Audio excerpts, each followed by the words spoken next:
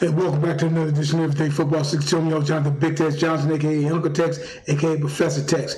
Before we start, push that like button, subscribe to the page. I know it's been a little bit, but it's football season coming up now, and we're about to get busy and whatnot and stuff like that. Y'all know what the topic is. You see what the topic is. You see the thumbnail and everything like that. And Coach Prime going to go ahead and start off for me right here on what I've been talking about for a while now. This is going to deal with Prime. Just having a conversation about the Hall of Fame, Bob, the job, and the conversation is that the Hall of Fame ain't the Hall of Fame no more. I love it, I respect it, I admire it. I think all the guys who are inducted definitely are deserving, but it needs to be a different color jacket. My jacket got to be a different color. It needs to be starting 11. It needs to be upper room. My head don't belong with some of these other heads that's in the Hall of Fame. Put my head, what they call them? Bust? Well, I call it the head. Bust. Put my head. Do that. Put my head where my head supposed to be. My head don't supposed to be out here. I'm sorry. I'm just being honest. I'm saying what y'all thinking, and a lot of y'all Hall of Famers are thinking the same thing. This thing is becoming a free fall now, man. If you play good, no, it ain't good. It's people that change the game. Yeah. That's what the Hall of Fame is. A game changer. A game changer. Not, I played good. I had a good little run. I gave you 3-4 good years. No, dog. Game changes.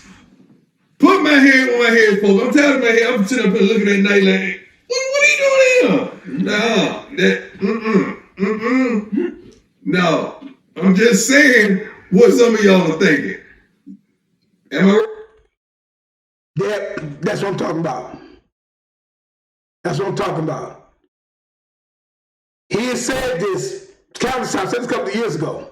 And I have said this countless of times. Dion, and just to be fair and let you guys know, on my 100th year anniversary team, which I'm going to end up putting up here, 100th year anniversary team, my two corners, Dion, Rod Woodson. I'll have an argument for Mel Blunt and Dick Night Train Lane.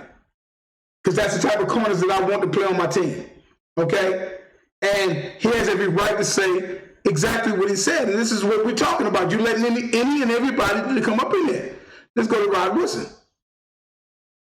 We're here talking about Rod Woodson, Hall of Famer, and it's funny that I can mention Hall of Famer because now that you're in, you can hold the standard like Dion did. I don't know if you've heard his recent comments where he said that the Hall of Fame it seems to be getting a little bit watered down where everybody's getting in now. What is your perspective on Dion's comments? Yeah, I don't like to disparage guys who got in, but I will say this.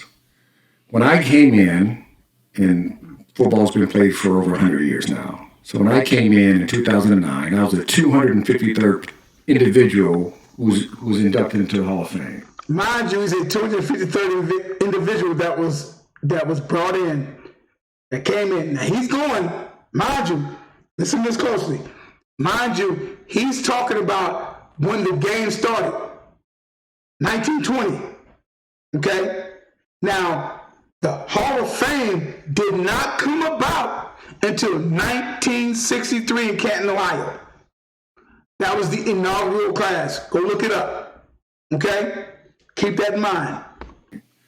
But since my time frame of being in, from 09 to 22, there's been 135 more guys, 140 more guys been put in. 140 more guys that he's talking about from 1963. Mind you, I told you guys, I went to the Hall of Fame in 2012. Okay? 2012. Whatever time frame that was, I'm not the greatest at math and stuff like that, but at that particular time, in 2012, going in 2013 and whatnot, the 50 some odd year anniversary of the inaugural class of when the Hall of Fame opened up. It's a lot of guys, man. Right. So, in a way, think about, we had the century mark. I think it was a century team or something like that with 20 guys. is 20. What did I tell you guys about the 20 in the inaugural class when it was the 100th year anniversary? They had over 20 guys that went in. 20. That's insane. There shouldn't be 20 guys that go in. Really don't care about administrators, owners. I really don't care. Coaches and players, that's all I care about. But if you gotta put them other guys in there, so be it. I don't care about them other guys. Really don't.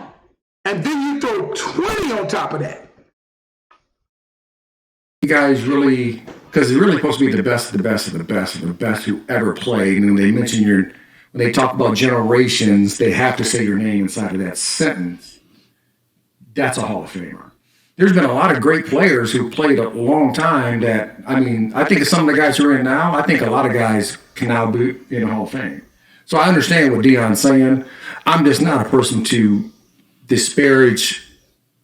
And to be fair, I use this particular player as an example because they asked why is he in the Hall of Fame.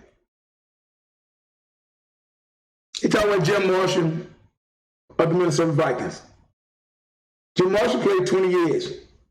He was the first Lou Gehrig of football. Now, he's a Lou Gehrig of football in what he did. 2-time Pro Bowler. Think he made All-Pro 1 or 2 times. In 20 years, went to 4 Super Bowls, lost. In Super Bowl 10, go look it up, didn't make a tackle. Let me say that again. He did not make a tackle. And because he played 20 years, we're supposed to put him in there? What was your impact? What was your impact? Let's continue. Of what they are. I mean, at the end of the day, if we were voters, then we can really say our mark. Right. I can say no. Why are you not voters, though? This is a process that doesn't make any sense to me. That's something that you would have to take with the Hall of Fame. Remember, the Hall of Fame has nothing to do with the National Football League. Now, he said the Hall of Fame has nothing to do with the National Football League. And my argument to that, a rebuttal to that, is like, what other professional football is there? What other professional football is there? There is no other professional football. It is the National Football League. The Hall of Fame started in 1963. What other professional football is there? There is none. There's a goddamn sandlot football for that. It is the NFL, the AAFC, with that of Cleveland Browns and all them guys, and they won them championship. Then the AFL and the NFL, and then eventually merge up. Some of those teams faded away, but a lot of those teams came in, merged in, and they become the team that we see today. That's it. Who else are you voting for? You're not voting for some joker named Stan who played in the fucking Sandlot. Yeah. It's the Pro Football Hall of Fame. So they have their individual way of doing it, and they've been doing it for so long, and they can't get away from it. No, why can't they? Yeah. They could, but they can't because they like the structure that has been there for so long. And I'm not a real fan of it. I think we do have 2 voters, but both those voters, I think James Lofton's one. I think Dan Fouts is one. Okay. Interesting. You go back from 78, 79, 80, 81, 82. Dan Fouts was probably one of the most fierce. That Air Coryell, those teams, Dan Fouts for about 3-4 years span was the best quarterback in the NFL. James Lofton got things later on with the Bills and 3 or 4 Super Bowls where they lost that. But Dan Fouts is one of the top echelon quarterbacks in the first 50, 60 years of the league. Can't really say the same about James Lofton. Great, good player. You put him in fine. When you think of wide receivers, you do not think of him. Dan Fouts wins the Super Bowl, he's going to probably be top 10, top 5, top 10. But the San Diego Chargers offense, led by him, he led the league 4 or 5 times in passing. And they won the AFC West 3 years in a row. And he went to a couple of AFC championship games. Didn't come out the way you want them to come out. But those offenses, if you remember, and you're a kid from Texas like me, you remember them on the NBC, on the NBC channels. But they're part of the media now, right? So they see him as a ex-player, but media too. Right? But do you feel it's fair that the media serves as the gatekeepers for what are the legends of the game? I do not. I believe Art Modell should be in the Hall of Fame. Art Modell was the only owner that was a part of the merger of the AFL and the NFL that's not in the Hall of Fame. And the only reason he's not in the Hall of Fame is because he moved his team. Everybody moves their team. Right. And there's one guy who has a lot of sway in that room who's keeping him out, which I think is just absolutely ridiculous. Who's that guy? I can't remember the gentleman's name. No, I really don't. Personally, I don't give two shits about Art Modell, but he is a mover and shaker. He was a mover and shaker in the NFL. A lot of respect from Jim Brown.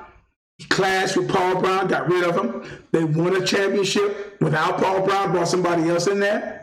He started the Cincinnati Bengals. They started having some type of success there in the mid-'70s and whatnot.